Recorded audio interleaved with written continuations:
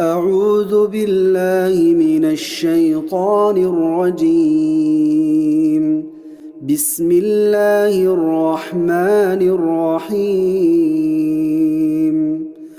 يا أيها الذين آمنوا كتب عليكم الصيام كما كتب على الذين من قبلكم لعلكم تتقون أياما معدودات.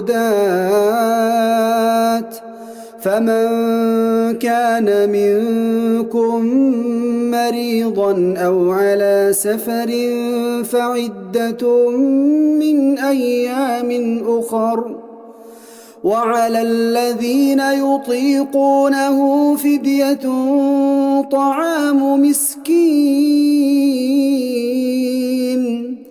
فمن تطوع خيرا فهو خير له، وأن تصوموا خير لكم إن كنتم تعلمون. شهر رمضان الذي أنزل فيه القرآن هدى للناس وبينات من الهدى والفرقان،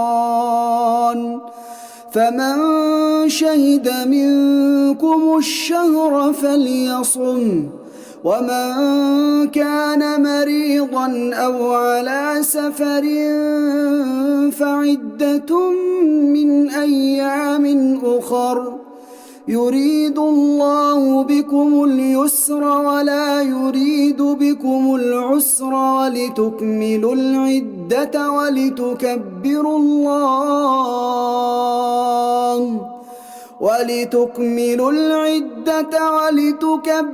الله على ما هداكم ولعلكم تشكرون. وإذا سألك عبادي عني فإني قريب أجيب دعوة الداع إذا دعان، فليستجيبوا لي وليؤمنوا بي لعلهم يرشدون. أحل لكم ليلة الصيام الرفث إلى نسائكم هن لباس لكم وأنتم لباس لهن، علم الله أنكم كنتم تختانون أنفسكم فتاب عليكم وعفى عنكم، فالآن باشروهن وابتغوا ما كتب الله لكم، وكلوا واشربوا حتى يتبين لكم الخيط الأبيض من الخيط الأسود من الفجر، ثم أتموا الصيام إلى الليل، ولا تباشروهن وأنتم عاكفون في المساجد، تلك حدود الله فلا تقربوها، كذلك يبين الله آياته للناس لعلهم يتقون.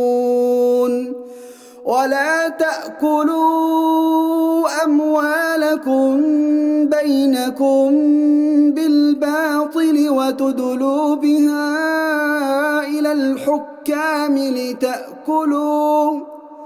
لتأكلوا فريقا من أموال الناس بالإثم وأنتم تعلمون.